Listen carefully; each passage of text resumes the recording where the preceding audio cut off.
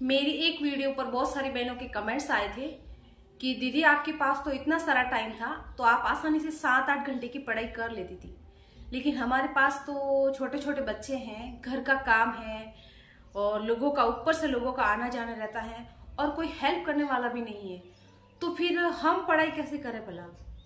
मुझे उन बहनों के कमेंट्स पढ़कर दुख हुआ और रियलाइज भी हुआ कि हकीकत में ये पढ़ना तो चाहती हैं, कुछ करना तो चाहती हैं, लेकिन ये इतना कंफ्यूज हो गई है, ये इन सारी चीज़ों में इतना फंस गई है ना कि इनको समझ में ही नहीं आ रहा है कि इनको अपने टाइम का मैनेजमेंट कैसे करना है और क्या टाइम टेबल बनाना है जिससे कि वो अपनी पढ़ाई के लिए टाइम निकाल सके। पहले तो मैं आप सबका धन्यवाद करना चाहूँगी, मैं उन बहनों का धन्यवाद करना चाहूँगी जिन्होंने मुझे अपनी हेल्प करने के लायक समझा। मेरा उद्देश्य आप जैसे बहनों की हेल्प करना ही है। हेलो फ्रेंड्स, मैं नीरमा चारण। ये वीडियो थोड़ी लंबी होने वाली थी तो मैंने इस वीडियो को 2 पार्ट्स में डिवाइड किया है, पार्ट 1, पार्ट 2। मैंने इस वीडियो को 2 पार्ट्स में इसलिए डिवाइड किया कि मैंने सोचा कि यदि मैं डायरेक्टली आपको टाइम टेबल ही बता दूंगी तो आप बोर हो जाओगी और शुरू में ही आपका मन तो मर जाएगा और स्टार्टिंग में ही आपका मन डाउन हो जाएगा, आपकी जो इच्छा है वो डाउन हो जाएगी। मतलब अगर पढ़ना चाह रही है तो आपने कोशिश की होगी इस टाइम टेबल को ढूंढने की, पता लगाने की, इतने बजे उठना, इतने बजे खाना, इतने बजे सोना, इतने बजे पढ़ना, वगैरह वगैरह एटसेट्रा। मैं चाहती हूँ कि पढ़ने से पहले आप खुद को तैयार करें, क्योंकि आप इतने सारे कामों से उभार कर, इतने सारे कामों को मैनेज करके आप जब पढ़ने के लिए निकल रही हो ना, तो आपको मतलब उन सब कामों से निकलने में टाइम लगेगा, टाइम का मैनेजमेंट करने में आपको टाइम लगेगा और टाइम टेबल को फॉलो करने में टाइम लगेगा। तो मैंने सोचा कि मैं पहले आपको पढ़ने के लिए तैयार तो कर लूं, फिर मैं आपको टाइम टेबल बताऊंगी। क्योंकि जब आप पूरी रणनीति के साथ रणभूमि में उतरोगी ना तो रण विजय करके आओगी।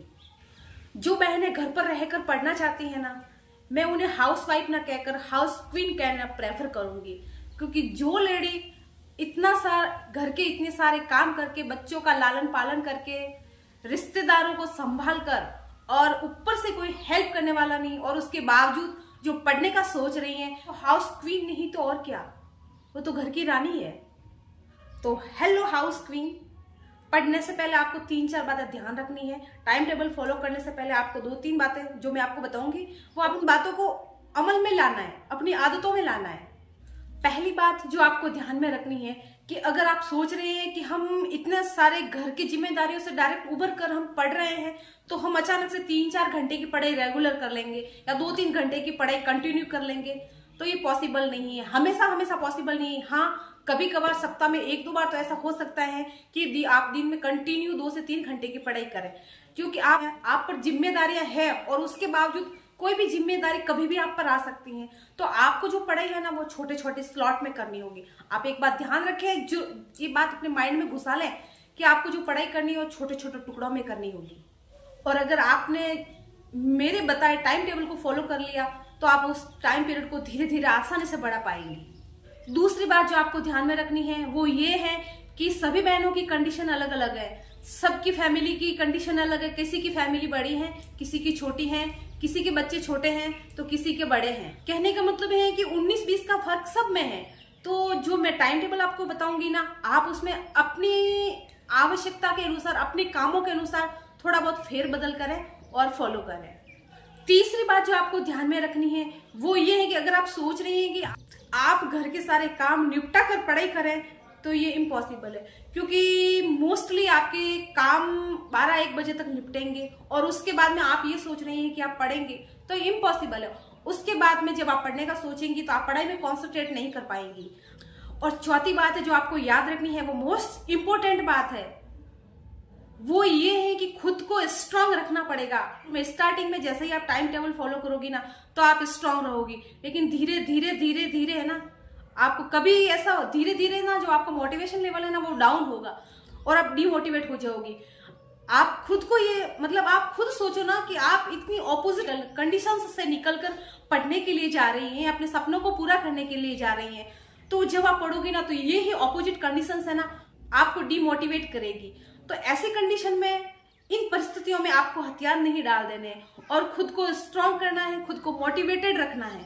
बस खुद को ये कहना है कि चाहे कुछ भी हो जाए, आकाश फट जाए या धरती उलट जाए, मुझे तो पढ़ना ही है और हर हाल में पढ़ना है। बस खुद से ये वादा कर लें। इस वीडियो में मैंने जो आपको पॉइंट्स बताए हैं वो आपको फॉलो करने हैं, और इसके नेक्स्ट वीडियो में पार्ट 2 में मैं लेके आऊंगी आपके लिए एक ऐसा टाइम टेबल जो हर किसी के लिए लागू होगा, चाहे बच्चे छोटे हैं, चाहे बच्चे बड़े हैं, चाहे फैमिली छोटी है, चाहे फैमिली बड़ी है, जॉइंट फैमिली रह रहे हैं या सिंगल फैमिली में रह रहे हैं, काम ज्यादा है, कोई हेल्प करने वाला नहीं है, उन सब के लिए जो पार्ट 2 का वीडियो बहुत ही इंपॉर्टेंट होगा। मिस मत करिएगा, देखिएगा, फॉलो करिएगा।